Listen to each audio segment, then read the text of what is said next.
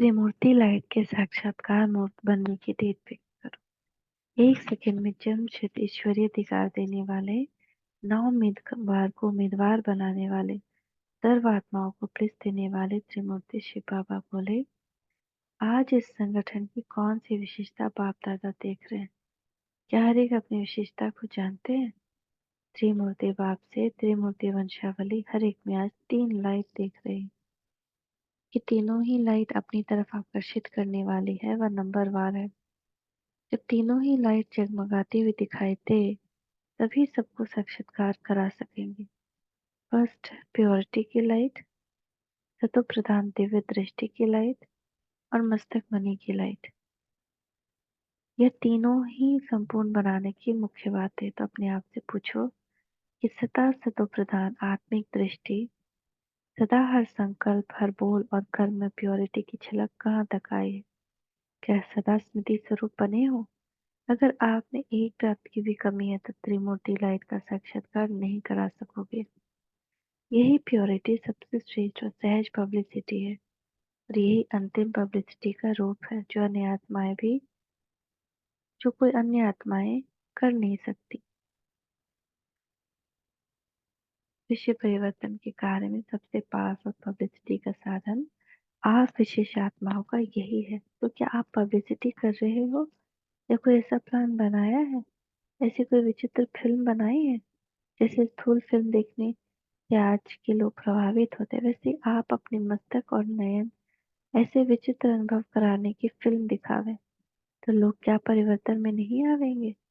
जैसे पर्दों के सामने बैठने से भिन्न भिन्न दृश्य पर्दे पर दिखाई देते हैं, वैसे ही आपके सामने आने से अनेक प्रकार की दिव्य दृष्टि दिखाई देगी। क्या ऐसी रील तैयार कर रहे हो? इसी पुरुषार्थ में हो या अब तक स्वयं की सीट सेट करने में लगे हुए? दुनिया की आत्माओं को आजकल कोई नई बात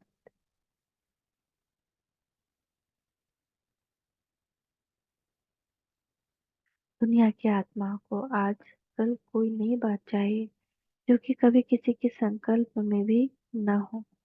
ऐसा कर्तव्य दिखाने के कौन निमित्त बनेंगे? महारथी।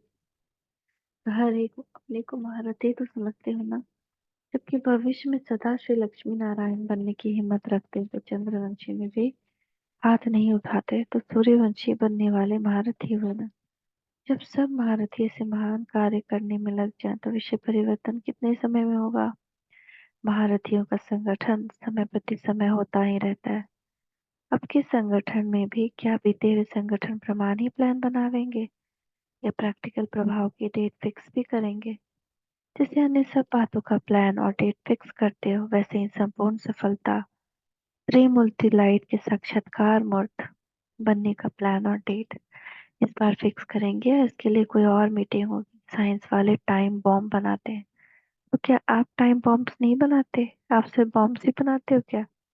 या सोचते हो कि अभी धरनी नहीं बनी है जो कि प्रत्यक्ष फल निकला है?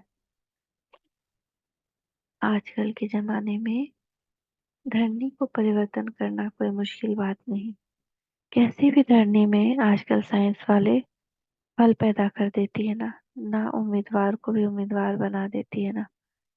आप सर्वशक्तिमान, ताज तख्त और तिलकधारी या ना उम्मीदवार को उम्मीदवार नहीं बना सकते? असंभव को संभव करना ये चैलेंज आप ब्राह्मणों का स्वधर्म है। अर्थात धारणा है तो स्वधर्म में स्थित होना सहज है या कठिन है? बोर्ड जो लगाते हैं उसमें क्या लिखते हो? 1 सेकंड में जन्म सिद्ध अधिकार प्राप्त करो, तो जरूर 1 सेकंड में प्राप्त करने का प्लान प्रैक्टिकल में है तब तो लिखते हो ना। तो यही असंभव को संभव होने का चैलेंज करते हो ना। तो ऐसा फास्ट करते हुए सबसे शुरू करेंगे, लेकिन बोर्ड के नीचे और भी शब्द लिखते हो, अभी नहीं तो कभी नहीं। फिर तो अब से होना चाहिए ना। तो इस वर्ष में कोई ऐसा अनोखा प्लान बनाओ। पहले क्या साक्षात्कार मूर्त तैयार हो, क्योंकि भविष्य में भी नियम है कि जरा भी खंडित मूर्ति पूज्य या आप मंदिर योग्य नहीं बन सकती और ना ही दर्शनीय मूर्ति बन सकती है। ड्रामा का पर्दा खुल जाए और मूर्ति संपन्न नहीं तो क्या शोभेगा? जैसे श्रृंगार में 16 प्रसिद्ध है, तो कैसे संपूर्ण 16 कला संपन्न बने हो? या जिस समय जिस कला की आवश्यकता है, क्या उस समय वह कला स्वरूप में नहीं ला सकते? यदि स्मृति में आता है लेकिन स्वप्न में नहीं आ पाता, तो आपको सफलता कैसे होगी? यदि युद्ध स्थल पर समय पर शस्त्र उपयोग न ला सके, तो क्या विजय होंगे? तो स्वयं को संपन्न बनाने के प्रैक्टिकल प्लान बना तो सहज सफलता आपके सम्मुख आ जाए। अब तक रिजल्ट क्या देखी? स्वयं की और अन्य आत्माओं की दोनों की सेवा साथ साथ और सदा रहे, दोनों का बैलेंस समान रहे दिखाई देता है। दोनों का बैलेंस विषय की सर्व आत्माओं को ब्लिस दिलाने के निमित्त बनेगी। यूं तो सब कार्य बाप का है, लेकिन जैसे अन्य आत्मा कार्य में निमित्त बने हुए हो, तो इसमें क्यों भूल जाते हो? जैसे भक्त लोग कोई कार्य मुश्किल कर।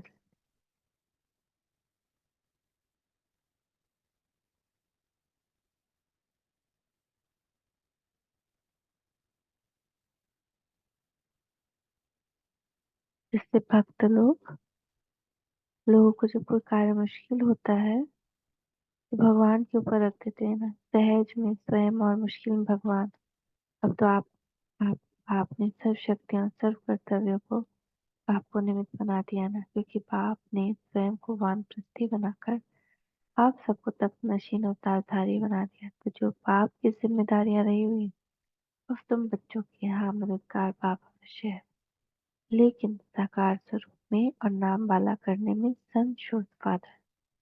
इसीलिए आप सभी जिम्मेदार आत्माएं हो, परंतु साधारण आत्मा नहीं हो।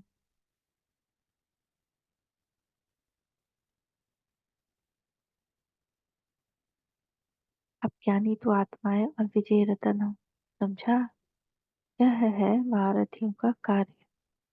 प्रत्यक्ष फल के प्रैक्टिकल प्लान बनाने वाले, सदा विजय हमारा जन्मसिद्ध अधिकार, ऐसा अधिकार प्राप्त करने वाले, चैलेंज को प्रैक्टिकल मिलाने वाले, सदा संपन्न साक्षात्कार और त्रिमूर्ति लाई धारण करने वाले, त्रिमूर्ति वंशी, एक सेकंड में 3 शक्तियों द्वारा साक्षात काम और बाप दादा के सदा साथी ऐसे महावीर बाप दादा का याद प्यार गुड नाइट।